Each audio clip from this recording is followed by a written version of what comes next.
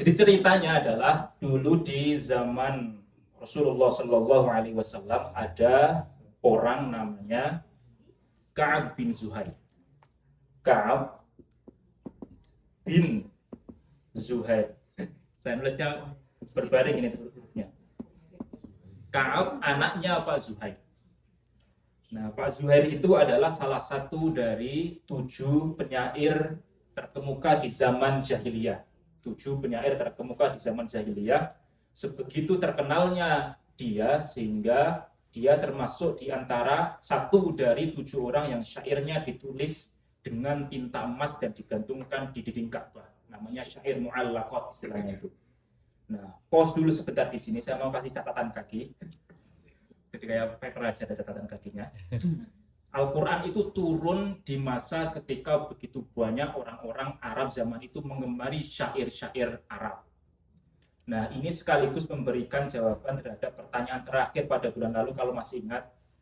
Adanya madhab itu terjadi karena Al-Quran dan hadis tidak semuanya clear cut, tidak semuanya jelas, sebagiannya itu ambigu, menimbulkan banyak multitafsir, sehingga banyak muncul madhab-madhab, gitu ya.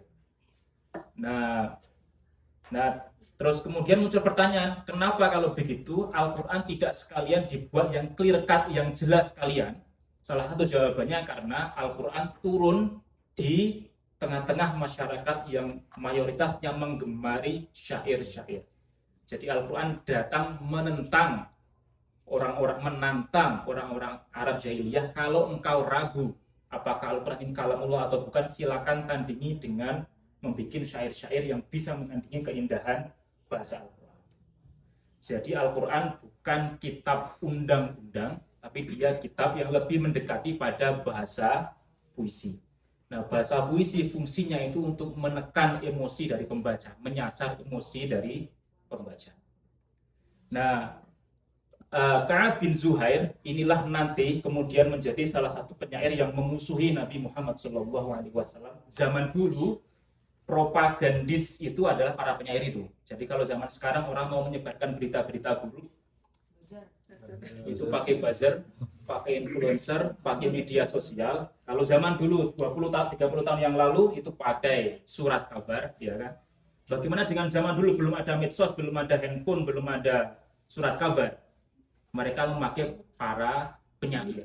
Nah, para penyair inilah yang menyebarkan berita-berita, jangan kau dengar Muhammad, jangan kau dengar Muhammad, dia itu pembohong, dia itu penyihir, dia itu dukun, dia itu pendusta, dan seterusnya, dan seterusnya. Nah, Ka'ab bin Zuhair itu gemar menulis syair-syair yang menentang Nabi, menyebarkan kabar dusta tentang Nabi. Sampai nanti akhirnya ketika Nabi sudah berhijrah ke Madinah, kekuatan Islam ini singkat cerita ya, detailnya sebenarnya menarik, tapi karena kalau saya ceritakan dengan detail nanti akan kelamaan. Setelah pindah ke Madinah, umat Islam menjadi kuat, lalu umat Islam menyerang Mekah, mau menaklukkan kota Mekah. Nah, ketika mau menaklukkan kota Mekah, mayoritas diampuni kecuali ada beberapa orang yang tidak bisa diampuni oleh Nabi Muhammad SAW. Salah satunya Ka'ab bin Zuhair. Nah, Ka'ab bin Zuhair dulu menjadi orang yang menyebarkan propaganda buruk untuk umat Islam. Saya ingin dia dihukum oleh kata Nabi. Tapi kemudian salah satu saudaranya Ka'ab bin Zuhair namanya Bujair bin Zuhair. Bujair itu sudah masuk Islam. Dia datang kepada Ka'ab, kamu diburu oleh umat Islam karena tindakan kriminalmu dulu. Kalau kamu ingin diampuni, datanglah kepada Nabi Muhammad SAW. Akhirnya Ka'ab datang kepada Nabi di Madinah, minta maaf kepada Nabi, dulu saya selama bertahun-tahun membuat syair yang mencela engkau. Saya mohon maaf, saya mau masuk Islam saat ini. Akhirnya oleh Nabi dimaafkan. Lalu Ka'ab sebagai bentuk remedi, dari dulu pernah menulis syair-syair yang mencela Nabi, sekarang ganti menulis syair-syair yang memuji-muji Nabi. Syair yang memuji Nabi itu namanya qasidah dalam bahasa Arab. Dan Nabi menyukai syair bikinannya Ka'ab bin Zuhair. Selesaikan dulu.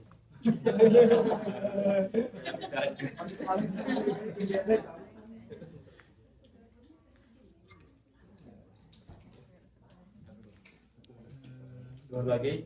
Dua lagi. Kasih dah. Ya. Kasih dah. Dah? Udah. Nah, ringkas cerita, tadi Ka'ab bin Zuhair meminta maaf terhadap Nabi. Nabi memaafkannya. Ka'ab bin Zuhair karena ingin meremedi perbuatannya dulu yang suka bikin syair-syair yang mencela Nabi, akhirnya diganti dengan syair-syair yang memuji-muji Nabi. Menyukai syair, Nabi menyukai syair itu, karena menyukai syair itu akhirnya diberi selimut bergaris kayak begini, selimut.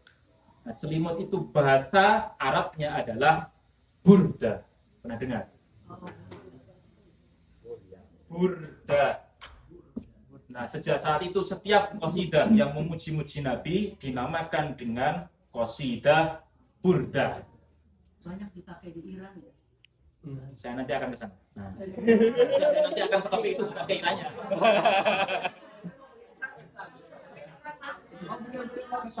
Ke sana tanya. Mau ke sana ke topik itu. Nah, setiap qasidah yang memuji-muji Nabi namanya qasidatul burdah. Qasidah burdah ada banyak versinya. Salah satu yang terkenal itu adalah versi karya Imam Al-Busiri dari Mesir. Nah, itu didendangkan oleh umat Islam seantero dunia dari Maroko sampai Merauke. Itu saking terkenalnya itu qasidah burdah ini. Ini qasidah yang terkenal, gitu ya. Mas Aziz katanya terkenal, kok saya nggak kenal? Ya ini makanya saya kenalkan ya. Nah, qasidah burdah itu bunyinya kelihatan nggak dari situ ya? Maulaya sholli wasallim iman abada ala habibika khairil khalqi kulli himi ya Rabbi bil Mustafa. Familiar, ada sebagian yang pernah dengar ya. Baligh mako sidana waghfir lana ma mabo ya wasi'al karomi. Kalau tidak kelihatan, saya share di grup pengajian hari Sunada. Kelihatan ya? Ya. Maulaya salli wa sallim daiman abada ala habibika khairil khalqi kullihimi ya Rabbi bil Mustafa balligh maqasidana waghfir lana ma madha ya wasi'al karomi. Ini namanya qasidah burdah. Jadi qasidah itu, kasidah kita nyebutnya, adalah syair-syair Arab yang klasik ya. Jadi dia kayak puisi gitu. Nah, dulunya begitu, belakangan jadi agak meluas maknanya. Jadi mengalami perluasan makna. Kalau versi Arab, Maulaya sholli wa sallim daiman abadan ala habibika khairil khalqi kullihim. Itu versi Arab. Jadi dia datar, berderap, nggak banyak lenggak-lenggok gitu. Kalau versi India, Pakistan,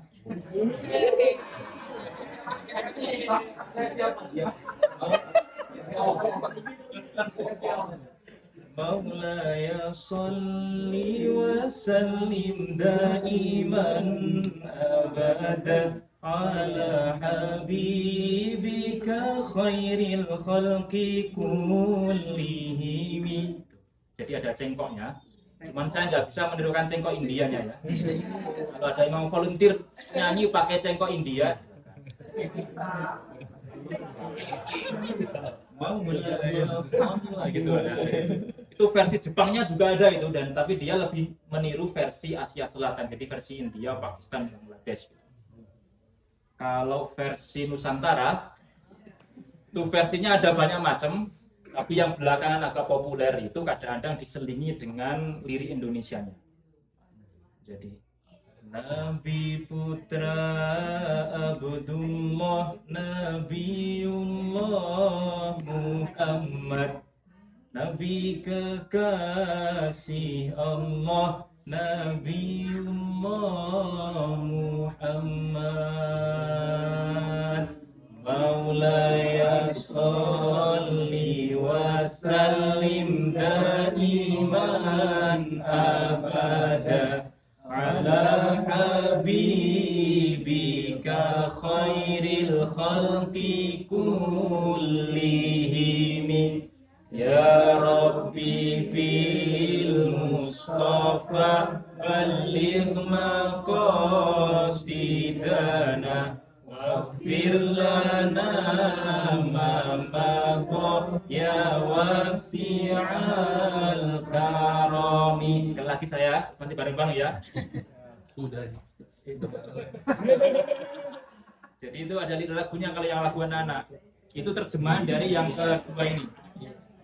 Dengan cintamu ya Allah pada Muhammad nabimu, ampunilah dosaku, wujudkan harapanku. Ya Rabbi Maulaya sholli wa sallim daiman abada ala habibika khairil khalqi kullihim ya Rabbi bil Mustafa balligh maqasidana waghfir lana ma madha ya wasi'al karami. Ini untuk memperkenalkan khazanah kebudayaan Islam. Jadi untuk menandingi atau menjadi alternatif dari musik-musik populer gitu, perlu juga ada musik-musik Islami, sebutlah begitulah, dengan memperbanyak sholawat.